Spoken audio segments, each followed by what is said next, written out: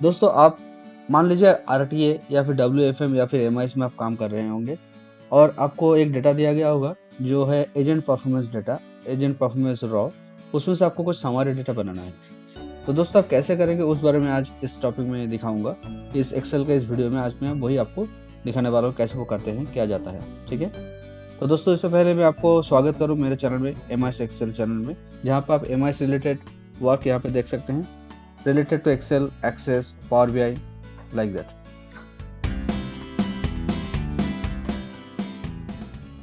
तो दोस्तों यहाँ पे स्क्रीन में जैसा आप देख रहे हैं कि मेरे पास एक APR डंप रॉ है इस शीट में, जहाँ पे एजेंट रॉ परफॉर्मेंस का रॉ है। ठीक है, ये डेली बेसिस कोई सिस्टम से निकाला गया होगा डंप, तो वो डंप है यहाँ पे। सपोज ये कुछ एम्प्लॉय आईडीज हैं, एम्प्लॉय आईडी और नेम, और हर एक दिन उन लोगों का staff time, break time, busy time, avail time, full time किस तरह का है, वो कंपोनेंट्स यहाँ पे रखा हुआ है। ठीक है, फिर दूसरा एक तारीख को है, फिर और एक तारीख है, और एक तारीख है, इस तरह से कुछ डेट्स में वो डेटा रखा हुआ है यहाँ पे। ठीक है, नेक्स्ट शीट में रखा हुआ है रोस्टर अटेंडेंस, जिसमें वही एम्प्लॉयज का कौन सा दिन क्या शिफ्ट था और वीक ऑफ शिफ्ट या फिर प्रेजेंट था या नहीं था, वो स्टेटस भी यहाँ पे रखा हुआ है। ठीक है, तो अभी हम लोग जो करेंगे, ये एपीआर डम में हम लोग लास्ट में एक कॉलम बनाएंगे जहाँ पे अटेंडेंस पार्ट उठाएंगे। उसके बाद उन लोगों का रोस्टर, ठीक है, वो भी उठा लेंगे। और शीट 3 में रखा हुआ है मैपिंग। ठीक है, मैपिंग मीन्स वो एजेंट्स और एम्प्लॉय किसको रिपोर्ट करते हैं, उसका मैनेजर टीएल कौन है वो। ठीक है, तो दोस्तों डेटा को अगर गौर से देखें तो यहाँ पे देखेंगे आपको मिलेगा आईडी और date. Similarly APR dump raw में भी आपको मिलेगा आईडी एंड डेट। तो हम इस दो कॉलम को कॉन्केट करेंगे। पहले कॉन्केट क्यों करेंगे, क्योंकि एक यूनिक आईडी होना है जिसमें से हम लोग मैपिंग और रोस्टर अटेंडेंस दोनों यहाँ पे लेंगे। ठीक है, तो मैं एक कॉलम यहाँ पे पहले इंसर्ट कर रहा हूँ। ठीक है, और हेडिंग एक देता हूँ, जैसे कि मैं यहाँ पे कॉन्केट करूँगा तो कॉन्केट लिख देता हूँ, या फिर दूसरा कुछ नाम भी आप देख सकते हैं। ठीक है, कॉन्केट आईडी डेट, मैं इस तरह से कुछ लिख देता हूँ फॉर बेटर अंडरस्टैंडिंग, राइट। तो यहाँ पे मैं आईडी और एम्परसन देके डेट, इसको मैं कॉन्केट कर रहा हूँ। ठीक है, तो अब देख सकते हैं आईडी और डेट यहाँ पे दोनों लिंक हो गया, मतलब कॉन्केट जोड़ा लग गया। ठीक है, इसी सेम फॉर्मूला को हम दोबारा रिपीट करेंगे रोस्टर अटेंडेंस में और फिर मैपिंग में भी। तो यहाँ पे भी एक कॉलम हम लोग इंसर्ट कर लेते हैं, ताकि लेफ्ट साइड से जब लुकअप करके उठाएं तो वो डेटा आसानी से उठ सके। ठीक है, तो मैं इसी फॉर्मूला को कॉपी कर लेता हूँ और यहाँ पे रोस्टर अटेंडेंस में पेस्ट कर देता हूँ। देख सकते हैं यहाँ पे रेंज को थोड़ा चेंजेस करना पड़ेगा, तो मैं यहाँ पे इसको शिफ्ट कर दिया सेल को। ये कॉन्केट आईडी बन गया। और मैपिंग में मैं देख रहा हूँ सिर्फ ये डेटा एक ही बार है, मतलब आईडी से लुकअप मारने से ही चलेगा। आईडी से एक बार भी लुकअप करके हम लोग डेटा अगर उठा ले, मैनेजर टीएल कौन कौन है, तो वो यहाँ से हो जाएगा। इसके लिए मुझे अलग से कोई कॉन्केट वगैरह नहीं करना पड़ता। ठीक है, तो दोस्तों अभी ये रोस्टर और अटेंडेंस कॉलम में हम लोग वी लुकअप करके ये रोस्टर और अटेंडेंस यहाँ पे उठा लेंगे, मतलब यहाँ पे लुकअप करके लाएंगे। तो कैसे करता हूँ वो मैं दिखाता हूँ। आशा करता हूँ आप लोग वी लुकअप जानते हैं, फिर भी मैं इस वीडियो में वी लुकअप के बारे में बताते जाऊँगा, ध्यान से देखिएगा। तो मैं यहाँ पे वी लुकअप अप्लाई कर रहा हूँ। वी लुकअप क्यों कर रहा हूँ, वर्टिकली मुझे लुकअप करके डेटा को लाना है। ठीक है, तो वी लुकअप का जो सिंटेक्स है, वी लुकअप वैल्यू, यहाँ पे वैल्यू मतलब मैं ये आईडी वाला लेता हूँ कॉन्केट करके जो रखा हूँ डेट के साथ, इसको मैं लॉक कर देता हूँ ताकि कॉलम रेंज चेंज ना हो जाए और डेटा गड़बड़ ना हो। ठीक है, उसके बाद टेबल एरे, ये टेबल एरे के लिए मैं जाता हूँ ये अटेंडेंस वाला सीट में, और यहाँ पे मैं देख रहा हूँ ऊपर कॉलम सी दिखा रहा है। ठीक है, कॉलम सी मतलब 6 नंबर कॉलम दिखा रहे हैं यहाँ पे। तो 6 नंबर कॉलम में होगा अटेंडेंस और 5 नंबर कॉलम में होगा रोस्टर। ठीक है, तो मैं पूरे 6 तक रेंज को लॉक करता हूँ। पहले यहाँ पे F4 लॉक कर दिया, फिर कॉमा। नेक्स्ट सिंटेक्स बोल रहा है कॉलम का इंडेक्स नंबर, तो मैं जैसे कि देखा अटेंडेंस था मेरा 6 नंबर पे, तो मैं 6 दे दिया। और ट्रू मैच उठाना है मुझे, एग्जैक्ट डेटा उठाना है, तो इसके लिए मैं 0 या फिर ट्रू यहाँ पे लिख सकता हूँ। ठीक है, अभी एंटर कर देता हूँ। तो देखेंगे आप यहाँ पे जो फॉर्मूला मैंने लिख रहा था वो उसका रिजल्ट यहाँ पे आ गया, लेकिन रोस्टर था 5 नंबर कॉलम में और अटेंडेंस था 6 नंबर कॉलम में। ठीक है, तो मैं इसी फॉर्मूला को अगर यहाँ पे ड्रैग करता हूँ तो अटेंडेंस के लिए वो सही हो जाएगा, लेकिन रोस्टर के लिए मुझे कॉलम नंबर एक्सचेंज करना पड़ेगा, जो कि होगा 5। ठीक है, अभी मैं पूरा फॉर्मूला ड्रैग कर देता हूँ नीचे से ऊपर तक। देख सकते हैं सारा में रोस्टर और अटेंडेंस पॉपुलेट हो गया, अपडेट हो गया। ठीक है, दोस्तों इस तरह से हम लोग कॉन्कैट आईडी को यूज़ करके रोस्टर, अटेंडेंस, कुछ भी और रिलेटेड पार्ट यहाँ पे अगर हो तो मैं उठा सकता हूँ, ठीक है ना। ओके, नेक्स्ट आता हूँ, इन लोगों का जो मैनेजर टीएल है और एलओबी है वो नाम को मैं यहाँ पे लाना चाहता हूँ, ठीक है। तो मैं हेडिंग्स, इसी हेडिंग्स को यूज़ कर लेता हूँ यहाँ पे। ओके, नाउ मैं और एक VLOOKUP लगाऊंगा जहाँ पे मुझे टीम लीडर, मैनेजर, एलओबी का नाम उठाना है। सिमिलरली मैं VLOOKUP करके कॉन्कैट वाला आईडी को लेता हूँ, यहाँ पे मैं लॉक कर लेता हूँ पहले। ओके, नेक्स्ट मैपिंग सेट में जाके मैं यहाँ पे आईडी के थ्रू मैनेजर एलओबी प्रोसेस इस नाम को उठाऊंगा, ठीक है। मैं कुछ गड़बड़ कर रहा हूँ कि नहीं आप थोड़ा बताइएगा, ठीक है। मैं करते जा रहा हूँ, ठीक है। लॉक करके कोमा, फिर मैं देख रहा हूँ यहाँ पे एलओबी प्रोसेस जो था वो 5 नंबर कॉलम में है, मैनेजर 4, टीएल 3, इस तरह से। तो मैं 5 पहले दे देता हूँ, कोई बात नहीं। मैं VLOOKUP को पहले कंप्लीट कर लेता हूँ, ठीक है ना। यहाँ पे देखिए ये हैज़ एन आया, इसका मतलब क्या है? तो इसका मतलब ये है कि हम लोग इसको रेफ़र किए थे ये वाला आईडी, और लेकिन मैपिंग सेट में है ये वाला आईडी ए कॉलम का, जहाँ पर सिर्फ आईडी है। तो मुझे ये कॉलम का नंबर चेंज करना पड़ेगा, ठीक है। मतलब इस सेल का रेंज तो होगा ये वाला सेल। अभी देखिए यहाँ पे एयरटेल प्रीपेड जो एलओबी का प्रोसेस का नाम था वो यहाँ पे आ गया। मैं ये फार्मूला का भी ड्रैग करके तीनों सेल में ले लेता हूँ। एलओबी प्रोसेस के लिए वो फार्मूला कॉलम का नंबर जो था 5 वो एकदम सही है। मैनेजर के लिए वो होगा 4, क्योंकि 4 नंबर कॉलम में मैनेजर था, ठीक है ना। फिर टीम लीडर था 3 नंबर कॉलम पे, तो वो मैं यहाँ पे कॉलम का नंबर चेंज कर दिया। अभी मैं तीनों को ड्रैग कर लेता हूँ, तो मैं देख सकता हूँ टीम लीडर, मैनेजर और प्रोसेस, ये तीनों का नाम यहाँ पे आ गया, ठीक है। नीचे से ऊपर तक ड्रैग करने के जो मैं शॉर्टकट की यूज़ कर रहा हूँ वो है Ctrl+D, ठीक है। यहाँ से नीचे तक आया, फिर यहाँ पे सिलेक्ट करने के बाद ऊपर तक गया, फॉर्मूला को सिलेक्ट करके Ctrl+D कर दिया, तो ये वाला अपडेट हो गया, ठीक है। मैं यहाँ तक फाइल को सेव कर लिया। अभी मैं एक चीज़ करूँगा, जहाँ पे अटेंडेंस है प्रेजेंट वहाँ पे मैं 1 करूँगा, और जहाँ पे वीक ऑफ या फिर एब्सेंट है वहाँ पे मैं 0 करूँगा, क्योंकि वो प्रेजेंट मतलब 1 उसको मैं कैलकुलेशन में यूज़ करूँगा, इसलिए। तो मैं कॉलम पहले बना लेता हूँ, ठीक है। तो मैं क्या लूँगा यहाँ पे प्रेजेंट काउंट, इस तरह से मैं एक हेडिंग बना लिया। मैं यहाँ पे एक इफ़ फार्मूला यूज़ कर रहा हूँ। इफ़ इस सेल में, ठीक है, कोटेशन के अंदर लिखूंगा P, अगर रहा तो 1 होगा, अदरवाइज बाकी कुछ भी टेक्स्ट रहा तो वो 0 हो जाएगा, ठीक है। तो मैं ये वाला यूज़ कर लिया, ठीक है। n कॉलम में अगर P है तो 1, अदरवाइज 0, ये इफ़ कंडीशन में ले लिया। मैं यहाँ पे पूरा फुल कर रहा हूँ फार्मूला को, जहाँ पे P है वो 1 हो गया। एक बार क्रॉस चेक कर लेते हैं। देखिए जहाँ पे 0 है वहाँ पे सर्व होगा वीक ऑफ और A मैंने एब्सेंट, और जहाँ पे 1 होगा वो होगा सारा प्रेजेंट, ठीक है। तो मतलब फार्मूला सही काम किया, ओके। इसके बाद मैं डेटा में आपको और एक बार दिखाता हूँ क्या है इसमें। तो API डंप रॉ शीट में आप देख सकते हैं, यहाँ पे जो आईडी, डेट और नाम था उसका जो डिटेल्स है कंपोनेंट्स, वो देखिए कुछ डिजिट्स में है। जैसे कि स्टाफ टाइम, ये टाइम तो डिजिट्स में नहीं होता है, लेकिन ये डिजिट्स में है। इसका मतलब ये जो डिजिट्स दिया गया है यहाँ पे वो सेकेंड्स में है, ठीक है, सेकंड्स। और ये सेकंड्स का बाइफर्केशन या डेसिमल में हो सकता है, डेसिमल में, तो उसका हम इग्नोर करते हैं, कोई बात नहीं। लेकिन नॉर्मली मान लेते हैं कि सेकंड्स का फॉर्मेट है, इसलिए नंबर फिगर्स में रखा हुआ है। मुझे इसको जब API का परफॉर्मेंस हम रेडी करेंगे, एजेंट परफॉर्मेंस डेटा जब समरी बनाएंगे, तो उसमें टाइम फॉर्मेट मुझे दिखना चाहिए, ठीक है। तो वो कैसे करता हूँ वो भी मैं यहाँ पे दिखा रहा हूँ आपको। तो पहले देखिए प्रेजेंट कॉलम ले लिया, मैपिंग ले लिया, अटेंडेंस, रोस्टर वगैरह सब कुछ ले लिया, ठीक है। अभी मैं एक इसके ऊपर पिवट लगाऊंगा, पिवट, ठीक है। तो शॉर्टकट की मैं अप्लाई कर सकता हूँ Alt+D+P बोल के, Alt+D+P ऐसे, ठीक है। उसके बाद 3 बार एंटर करके पिवट में चला जा सकता हूँ, या फिर आप चाहे तो शॉर्टकट की या फिर यहाँ पे मैनुअल भी कर सकते हैं। पिवट टेबल, फ्रॉम टेबल और रेंज, ठीक है। तो ये क्लिक करेंगे, ये डायलॉग बॉक्स आएगा, न्यू वर्कशीट या फिर एग्जिस्टिंग वर्कशीट। तो मैं न्यू वर्कशीट प्रेफर करूँगा क्योंकि डेटा बड़ा है, तो नेक्स्ट शीट में जाना ही ठीक होगा। न्यू शीट में मैं ओके कर देता हूँ, और ये पिवट का पहला एक ब्लैंक स्ट्रक्चर यहाँ पे आ जाता है, ठीक है। तो एजेंट परफॉर्मेंस जब देखना चाहूँगा मैं, तो नाम को मैं नाम, आईडी ये सब पहले ले लूँगा। मैं इस तरह से देखना चाहता हूँ, ठीक है। आईडी के नीचे नाम को ले लिया।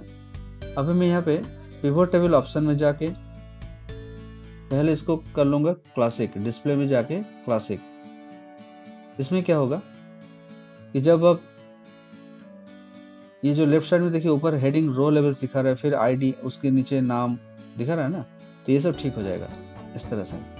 अभी यहाँ पे देखिए आईडी के नीचे टोटल, हर एक आईडी के नीचे एक बार टोटल करके नाम आ रहा है, ठीक है। इसको हटाने के लिए हम लोग पिवट में राइट क्लिक करके और इसको हटा देंगे, मतलब टिक है सब टाइटल आईडी टोटल करके जो दिखा रहा है वो वाला, तो यहाँ पे टिक को हटा देंगे तो वो वाला टोटल रोज हट जाएगा इस तरह से, ठीक है। तो दोस्तों आईडी और नेम का एक छोटा सा समरी में यहाँ पे देखने को मिल रहा है। अब मैं यहाँ पे दूसरा एक चीज दिखा रहा हूँ जो कि है पिवट में इंसर्ट कैलकुलेशन, पिवट के अंदर कैसे कैलकुलेशन करते हैं वो चीज दिखा रहा हूँ, ठीक है।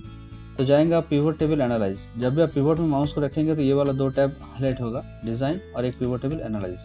पिवट टेबल एनालाइज के अंदर जाएंगे आप और यहाँ पे फील्ड आइटम्स एंड सेट्स बोल के एक ऑप्शन मिलेगा, ठीक उसी के नीचे मिलेगा आपको कैलकुलेटेड फील्ड। मैं वहाँ पे क्लिक करता हूँ और यहाँ पे जो स्टाफ टाइम था उसका मैं अभी यूज़ करूँगा। कैसे देखिए, तो पहले फील्ड 1 में रीनेम कर लेता हूँ मैं एक स्टाफ टाइम, रॉ में जो नाम होगा उससे थोड़ा सा डिफरेंस नाम आपको देना पड़ेगा क्योंकि सेम हेडिंग्स नहीं लेगा, इसलिए जैसे कि यहाँ पे स्टाफ और स्पेस टाइम था, यहाँ पे स्टाफ टाइम एक साथ मैंने लिख दिया, ठीक है। अभी स्टाफ टाइम यहाँ पे रॉ का हेडिंग है तो इक्वल देने के बाद मैं स्टाफ टाइम यहाँ पे प्रेस करता हूँ तो हेडिंग का नेम यहाँ पे कोटेशन देके आ गया। अब इसको एक स्लैश देंगे और डिवाइड करेंगे, इसको डिवाइड करेंगे 86400, ठीक है। अब ये क्यों दे रहा हूँ मैं आपको बता रहा हूँ। 86400 जो है वो क्या है देख लीजिए। मैं अगर यहाँ पे लिखता हूँ फुल डे 1 डे, ठीक है, तो 1 डे मतलब कितना होगा 24 घंटा इंटू 24, ठीक है, 24 घंटा। 24 घंटे में कितना सेकंड्स होता है, तो मैं करूँगा 24 इंटू 3600, ठीक है, तो हो गया 86400। तो मतलब 86400 जो है वो एक फुल डे का सेकंड्स है, टोटल सेकंड्स।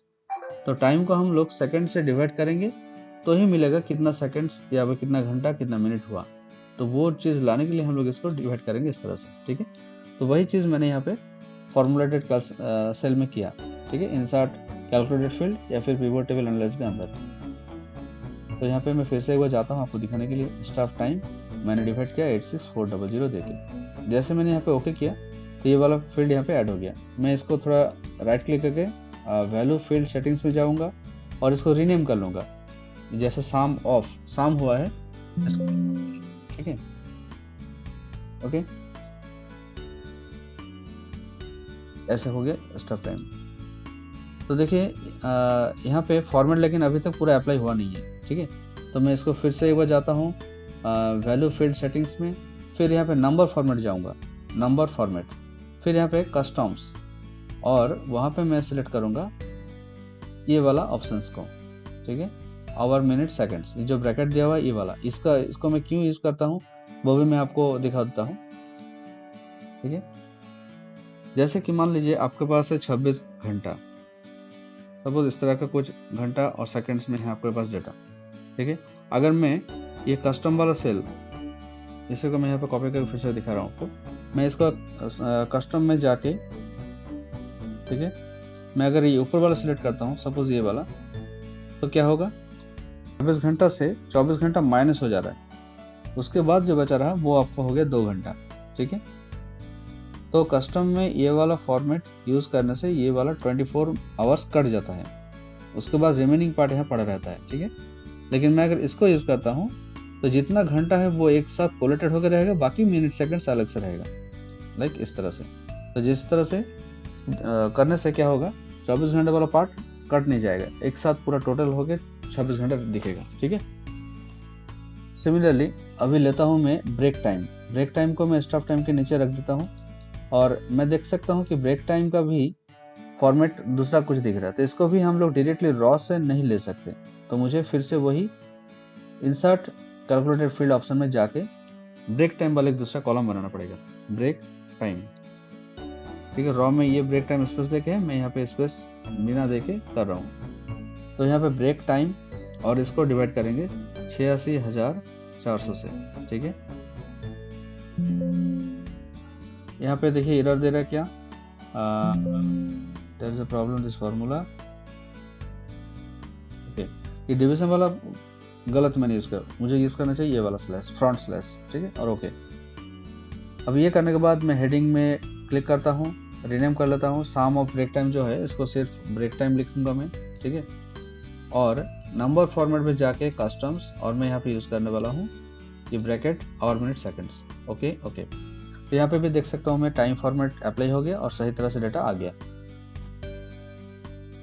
अभी मैं यूज़ करूँगा एवरी टाइम। इसको भी सेम मैं इंसर्ट में जाके कैलकुलेटेड फील्ड और फिर यहाँ पे लिख रहा हूँ every time. Every time means जहाँ जब कॉल नहीं आ रहा है एजेंट्स के पास, हाँ, या फिर उसको आइडल टाइम भी कहते हैं। तो एवरी टाइम, यहाँ पे स्पेलिंग मिस्टेक है उसको इग्नोर कर दिए, कोई बात नहीं। 86400 से डिवाइड कर दिया, ये भी यहाँ पे ऐड हो गया। इसका भी मैं फॉर्मेट चेंज कर देता हूँ, नंबर फॉर्मेट कस्टम्स और ब्रैकेट वाला ये यूज़ कर लेंगे, ठीक है। और ओके, आगे इसको रिनेम कर लेते हैं, डन। नेक्स्ट यहाँ पे और एक फील्ड में ले लेता हूँ, सपोज बिजी ऑन कॉल, कितना देर तक कॉल में बिजी रहा, ठीक है। यहाँ पे भी इसको भी रिनेम कर लेता हूँ। सॉरी, मैं डायरेक्टली रॉ से नहीं ले सकता क्योंकि सेकंड्स टाइम में है, तो उसको मैं कन्वर्ट करूँगा, हाँ। तो मैं यहाँ पे फिर से जाता हूँ और लिखता हूँ यहाँ पे बिजी ऑन कॉल, एक साथ लिख देता हूँ, हेडिंग मैच ना करे इसलिए। रिनेम करके मैं एक हेडिंग बना लिया। अब इसको busy on call time divided by 8600 फिर से मैं यूज़ कर रहा हूँ, ओके। ये वाला फील्ड यहाँ पे ऐड हो गया। अब इसको रिनेम कर लेता हूँ, साम ऑफ को हटा के नंबर फॉर्मेट में जाके कस्टम्स, और फिर यहाँ पे मैं ब्रैकेट दे के,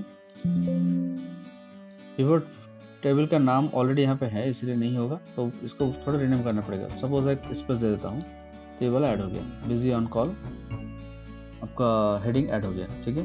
लेकिन यहाँ पे एक चीज़ आप देख सकते हैं, staff time, break time, every time, busy on call, इस तरह से कुछ ऐड हो गया।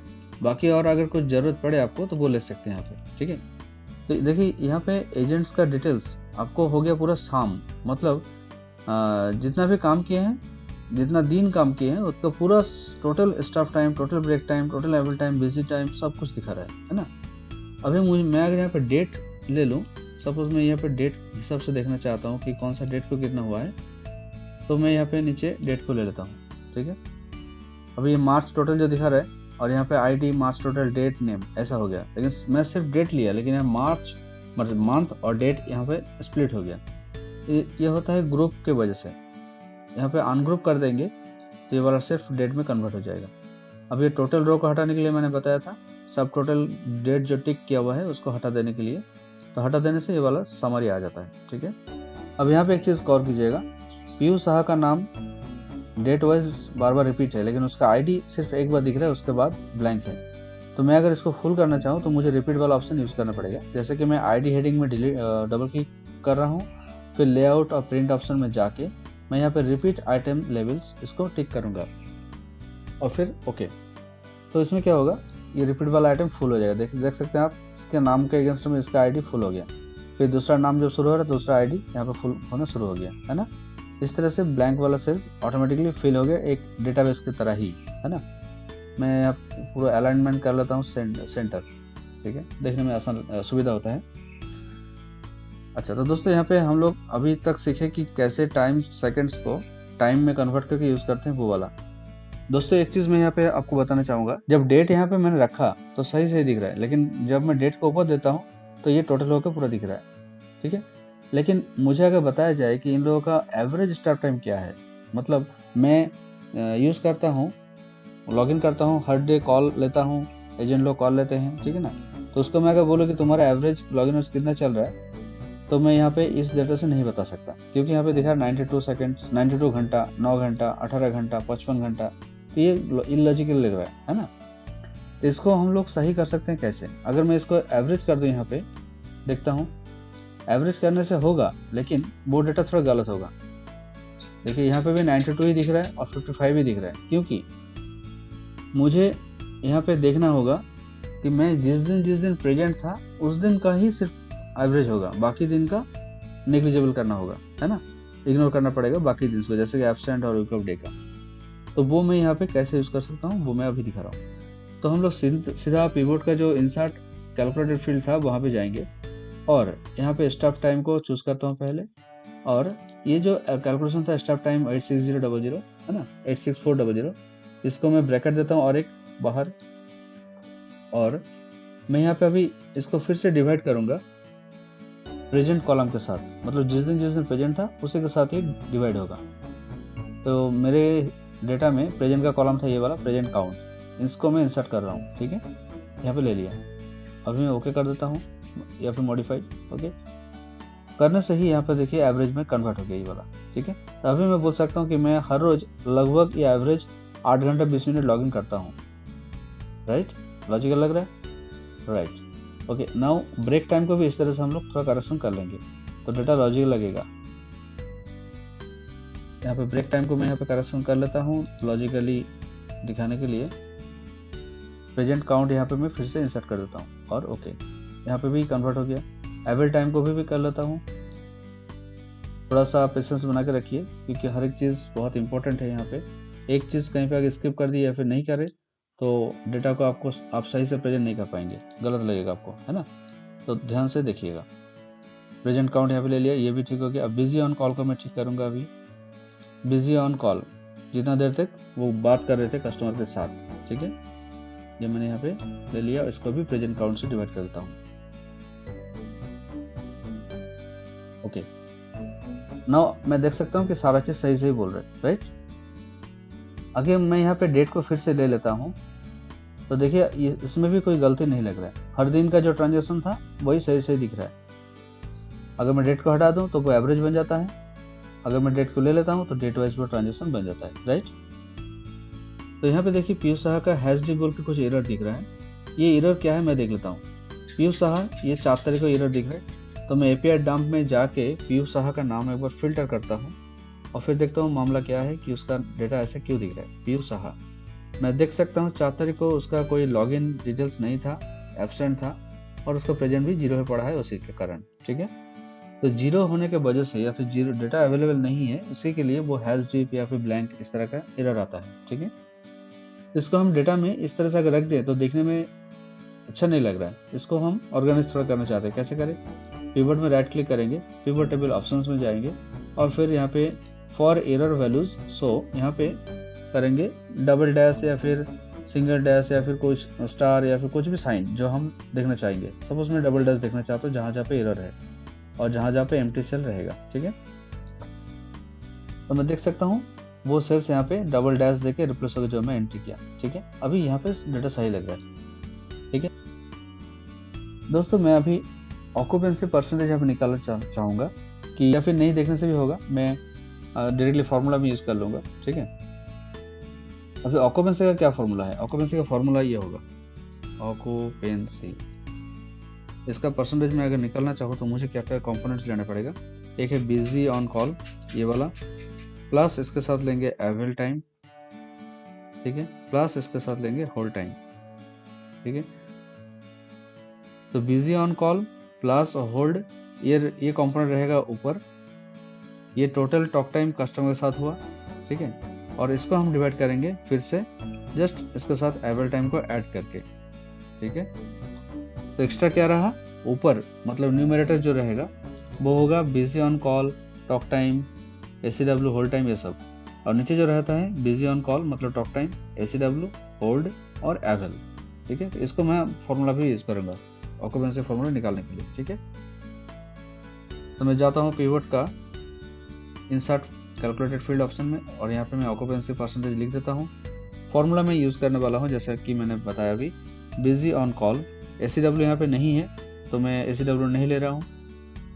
फिर यहाँ पे मैं लूँगा होल्ड टाइम, होल्ड का जो हेडिंग है यहाँ पे वो मैं ले लिया हूँ, सॉरी होल्ड टाइम ये वाला है होल्ड। ये हो गया न्यूमरेटर ऊपर का पार्ट। और नीचे का पार्ट के लिए फिर से मैं यही फॉर्मूला यूज़ करूँगा एक बार। बिजी ऑन कॉल, गलत हुआ, busy on call time plus hold time plus avail time, ठीक है। ये हो गया नीचे का पार्ट मतलब डाउन डिनोमिनेटर।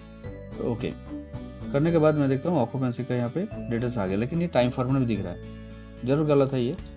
तो परसेंटेज में दिखने के लिए हम इसमें नंबर फॉर्मेट में जाएंगे और फिर परसेंटेज सिलेक्ट कर लेंगे, 2 डेसिमल तक दिखेगा, ओके। यहाँ पे मैं रीनेम भी कर लेता हूँ हेडिंग को, सिर्फ ऑक्यूपेंसी, ओके। तब देख सकता हूँ मैं 75, 73, 70% ऐसा करके सब कोई लॉग इन किया है, सबका परसेंटेज इस तरह से है।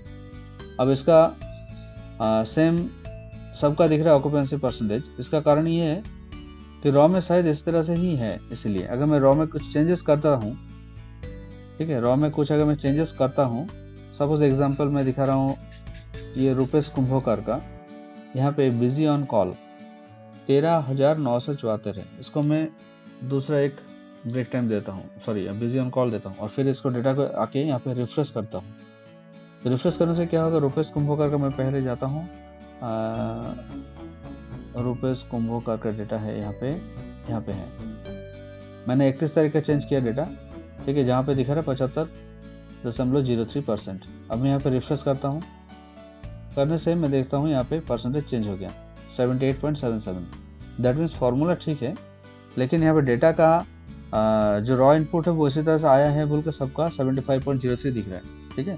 डेटा अगर चेंज हो या फिर दूसरा डेटा मुझे मिला तो वो सही फॉर्मेट में और सही कैलकुलेशन में आ जाएगा, ठीक है। तो ये हो गया ऑक्यूपेंसी कैलकुलेशन। मैं फॉर्मूला एक बार दोबारा बता देता हूँ। ऑक्यूपेंसी का फॉर्मूला मैंने लिया बिजी ऑन कॉल, ठीक है, उसके बाद होल्ड टाइम और ACW टाइम। ACW यहाँ पे नहीं है इसलिए नहीं लिखा हूँ। तो busy on call, hold time और उसके साथ फिर से ऐड करेंगे एवल टाइम, ये हो गया डिनोमिनेटर। तो ये जो परसेंटेज निकलता है वो होता है ऑक्यूपेंसी परसेंटेज, ठीक है, मतलब कितना देर तक एजेंट कॉल में ऑक्यूपाइड रहा, ठीक है, ओके। तो दोस्तों इस तरह से हम लोग कैलकुलेशन यूज कर सकते हैं पिवट के अंदरूनी जो कैलकुलेशन फील्ड बोल का ऑप्शन है वहाँ पे, ठीक है, ओके। नाउ मैं अभी दिखाता हूँ यहाँ पे प्रेजेंट का कॉलम, ठीक है। मैं प्रेजेंट का कॉलम सिंपली यहाँ पे ला सकता हूँ। अगर मुझे यहाँ पे सेट कॉलम्स का नाम दिखाई ना दे तो मैं यहाँ पे लिख के देख सकता हूँ प्रेजेंट काउंट, ये वाला मैं यहाँ पे देखना चाहता हूँ कि कितना दिन प्रेजेंट है।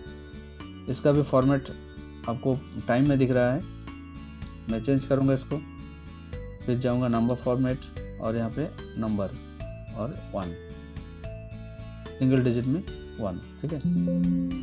तो ऑलरेडी प्रेजेंट काउंट हेडिंग है, यहाँ पे इसमें एक स्पेस दे देता हूँ, ओके करके मैं देखता हूँ कि हर एक दिन जो उसका स्टेटस था, प्रेजेंट का स्टेटस, वीक ऑफ एब्सेंट और प्रेजेंट का, तो वो यहाँ पे आ गया। 1 मीन्स प्रेजेंट, जैसे उन्होंने बताया था रॉ में, ठीक है।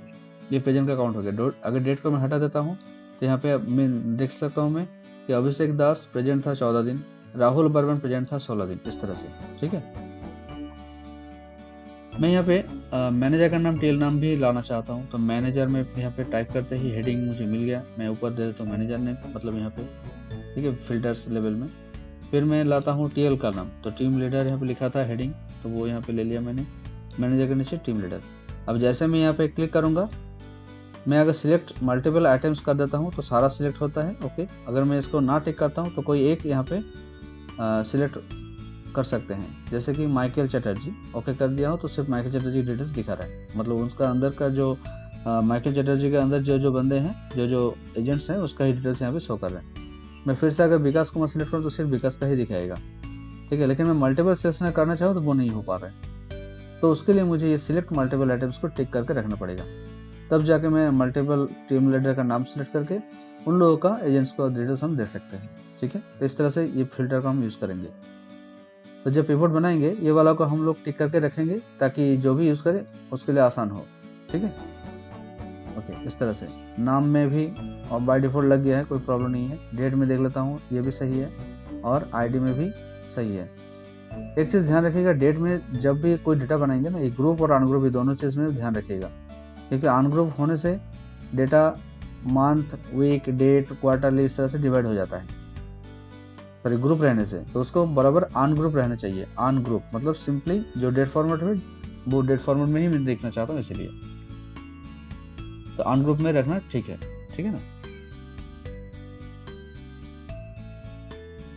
तो दोस्तों हम लोग अगर चाहें इस पिवट के ऊपर और भी कुछ चलाने के लिए तो वो हम लोग कर सकते हैं as per our requirement. Suppose और परसेंटेज देके और कुछ मुझे चाहिए या फिर कुछ मैं और देखना चाहता हूँ तो वो भी ला सकते हैं। सपोज मैं चाहता हूँ यहाँ पे अटेंडेंस का कॉलम, नाम के बगल में अटेंडेंस का भी एक कॉलम लग जाए, ठीक है ना। तो मैं यहाँ पे ना करके एक दूसरा सीट बना लेता हूँ इसी का। इसको मैं पहले नाम देता हूँ डेट वाइज व्यू है, इसलिए इसको मैं कॉपी कर लेता हूँ। तो एक वही सीट का कॉपी बन गया और इसका मैं नाम देता हूँ अभी सपोज अटेंडेंस वाइज। ठीक है, अटेंडेंस वाइज देखने के लिए मैं यहाँ पे अटेंडेंस के कॉलम ले लेता हूँ और नाम के नीचे डाल देता हूँ। इसको मैं नाम के बगल में रखता हूँ। ठीक है, इस तरह से मूव करके, सॉरी ये होगा नाम के जस्ट बगल में। यहाँ पे सब टोटल का नाम आ गया, तो मैं राइट क्लिक करके हटा देता हूँ। तो मैं देख सकता हूँ कितना कौन सा तारीख को और किसका क्या अटेंडेंस स्टेटस था, वो यहाँ पे बगल में मिल गया मुझे। ठीक है, मैं अगर चाहूँ कि इसी के अंदर मैं मैनेजर का नाम भी देखना चाहता हूँ बगल में ही, तो यहाँ पे डाल सकता हूँ। टीम लीडर का नाम भी यहाँ पे डाल सकता हूँ और मैं टोटल वाला रो को फिर से हटा देता हूँ। ठीक है, यहाँ पे भी हटा देता हूँ। तो मैं देख सकता हूँ डेटा मेरा कुछ ऑर्गेनाइज लग रहा है, जो कि मुझे सही लग रहा है दिखने में, है ना। आईडी, नेम, डेट, प्रेजेंट का स्टेटस, टीम लीडर, मैनेजर ना रहा तो माने ज़रूरत अगर नहीं है या फिर पिवट बड़ा लग रहा है आपको, तो यहाँ पे हम ऊपर यहाँ पे फिर से रख सकते हैं मैनेजर टीएल नाम इस सबको। अगर डेट को ना जरूरत है तो उसको भी हम हटा सकते हैं यहाँ पे। ठीक है ना। तो दोस्तों अभी इस पिवट को एक कलर हम लोग अप्लाई करना चाह रहे हैं। ठीक है, हमें पहले अगर इसको सिलेक्ट करके 9 फॉर्मेट मैंने 9 फॉन्ट का साइज कर दूं, वो भी कर सकता हूं। एक फॉन्ट का जो नाम है वो अगर अप्लाई करना चाहूँ वो भी कर सकता हूँ, कर दिया। ठीक है, अभी मैं चाहता हूँ इस सेल का जो ग्रिड दिख रहा है वो हटाना। तो सेल का ग्रिड हटाने के हम लोग कर सकते हैं व्यू और यहाँ पे ग्रिड लाइंस को अनटिक। तो क्या होगा, व्यू लाइन हट जाएगा। लेकिन पिवट में देखिए कोई बॉर्डर ना रहने से थोड़ा सा अलग ढंग का लग रहा है ना। तो इसको हम एक डिज़ाइन अप्लाई कर सकते हैं। डिज़ाइन में जाएंगे, यहाँ पे पिवट में माउस रखते हुए, पिवट में माउस को रखने के बाद डिज़ाइन में जाएंगे और उसके बाद इस तरह से प्री डिफाइंड कुछ फॉर्मेट्स है पिवट का, वो यहाँ पे ऑलरेडी है, तो हम लोग यूज़ कर सकते हैं इसको। सपोज मैं मान लेता हूँ कि मुझे ये वाला फॉर्मेट चाहिए या फिर ये वाला चाहिए, कोई भी कलर जो भी आपको पसंद हो तो आप यहाँ से कर सकते हैं। तो मेरे लिए मैं सपोज ये वाला कर रहा हूँ, लेकिन यहाँ पे कुछ बॉर्डर वाला सेल नहीं आया। ठीक है, तो मैं दूसरा एक फॉर्मेट चूज करता हूँ जहाँ पे बॉर्डर वाला अवेलेबल होगा। जैसे कि इसमें देखिए बॉर्डर अवेलेबल है, तो इसको मैं ले लिया। ठीक है, अभी मैं चाहता हूँ कि बॉर्डर जो मैंने ये तो रो लेवल पे एक स्पॉट या फिर लाइन दाग पड़ गया, लेकिन मैं चाहता हूँ कॉलम वाइज भी एक लाइन पड़े जहाँ पे सेल को सही से आइडेंटिफाई कर सके। तो उसको करने के लिए मैं फिर से डिज़ाइन में जाके यहाँ पे 2 ऑप्शन और मिलेगा आपको, बैंडेड कॉलम्स और बैंडेड रोज। तो बैंडेड रोज मतलब ये वाला होता है कलरिंग, और बैंडेड कॉलम्स मतलब ये कॉलम इस तरह से हो जाता है। ठीक है, जहाँ पे देखिए कॉलम का बगल में दाग या बैंडेड आ गया, जहाँ पे सेल आइडेंटिफाई कर सकते हैं हम लोग इजीली, राइट। तो इस तरह से हम लोग पिवट को थोड़ा मॉडिफाई कर सकते हैं जहाँ पे देखने में विजिबिलिटी अच्छा हो। चलिए मैं यहाँ पे और एक चीज़ दिखाता हूँ आपको। ये अटेंडेंस वाला सीट को मैंने फिर से कॉपी कर लिया, कंट्रोल माउस कॉपी करके मैं ड्रैग करके उठा लेता हूँ, और यहाँ पे मैं देखना चाहता हूँ टीम लीडर वाइज। ठीक है, टीम लीडर वाइज। तो दोस्तों इसको टीम लीडर व्यू करने के लिए मैं यहाँ पे आईडी, डेट, नेम, अटेंडेंस, ये सब सारा कॉलम को हटा दूंगा। ठीक है, तो मैं यहाँ पे आके पिवट का डेट, आईडी, नेम ये सब हटा देता हूँ। तो मेरे पास लेफ्ट साइड पे कुछ नहीं रहा। अभी मैं यहाँ पे टीम लीडर को डाल दूंगा। तो टीम लीडर यहाँ पे जितना है उसका यूनिक नाम यहाँ पे आ जाएगा। जैसे कि मेरे डेटा में 5 यूनिक नाम है, तो वो आ गया, विभास, विकास, माइकल, मिथुन और मोमिता। ठीक है, तो यहाँ पे उन लोगों का टीम का जो अटेंडेंस है 14 जन प्रेजेंट है, 14 जन का जो average staff time, break time ये सब है वो यहाँ पे दिख रहा है। तो इस तरह से उन लोगों का परफॉर्मेंस यहाँ पे वन व्यू और शॉर्ट व्यू में आ गया। ठीक है, यहाँ पे अगर चाहे तो डेट को भी फिर से हम ले सकते हैं। अगर टीएल चाहे कि अपना डेट के हिसाब से वो देखे सही डेटा क्या है नहीं है, तो वो यहाँ पे देख सकते हैं। जैसे माइकल 31 तारीख को इतना बंदा लॉगिन था, उसका डिटेल्स ये है। अगर ये व्यू सही नहीं लगा तो फिर हम इसको सामने अगर लाए और चेंज करना चाहे तो वो भी कर सकता हूँ। लेकिन देखिए यहाँ पे नंबर डेट ग्रुप ना होने की वजह से मंथ ऑटोमेटिकली आ गया, मैं इसको नहीं देखना चाहता हूँ। मैं यहाँ पे अनग्रुप कर देता हूँ, तो सिर्फ डेट रह गया। ठीक है, तो 31 तारीख में इतना सारा लॉगिन किया था, मतलब टीएल के अंदर टोटल लॉगिन का डिटेल्स ये है। फिर 1 तारीख को सारे डिटेल्स का बंदे का लॉगिन का डिटेल्स ये है ना। तो इसको हम लोग थोड़ा इधर उधर मूव करके भी अपना व्यू को चेंज कर सकते हैं। जैसे विभास बसु, उसका सारा एजेंट्स जो लॉगिन किया था हर एक दिन, उसका पूरा डे वाइज डिटेल्स यहाँ पे मैं देख सकता हूँ। ठीक है, इस तरह से ये व्यू हो सकता है। अगर ना जरूरत हो यहाँ पे डेट को हम लोग उठा के ऊपर भी रख सकते हैं। तो जैसे जरूरत होगा हम लोग पिवट को ड्रॉप एंड डाउन करके देख सकते हैं, मॉडिफाई करके। ठीक है, तो दोस्तों ये था पिवट रॉ के ऊपर बेस करके मैं एक पिवट समरी कैसे बना सकता हूँ, वो एक छोटा सा काम, छोटा सा एग्जांपल। मैं आशा करता हूँ कि ये वीडियो देखने के बाद आप रॉ अगर मिला आपको और इस तरह कुछ डाटा को बनाने आपको बोल रहे, तो आपको आसानी से ये कॉन्सेप्ट आ जाएगा कि कैसे ये डेटा को पॉपुलेट करना है और कैसे बनाना है। ठीक है, ताकि आप सही प्रेजेंट कर सकें और सही डेटा का आउटपुट ला सकें। राइट, आशा करता हूँ ये वीडियो आपको बहुत अच्छा लगा होगा। मेरे इस चैनल में और भी कई सारे कुछ वीडियो हैं जो आपको हेल्प करेगा, तो मैं रिक्वेस्ट करूँगा वो सब वीडियो भी आप देखें। और अगर चैनल में नए आए हैं तो प्लीज़ सब्सक्राइब कर लीजिए, ताकि इस तरह का नया वीडियो जब मैं अपलोड करूँगा इस चैनल में तो आपको बस नोटिफिकेशन आ जाए और आप वो दे सकते हैं। ठीक है, तो दोस्तों इस वीडियो को मैं आज यहीं पे समाप्त करता हूँ। आता हूँ दूसरे एक वीडियो के साथ, दूसरे टॉपिक के साथ। तब तक खुश रहिए, अच्छे रहिए, धन्यवाद।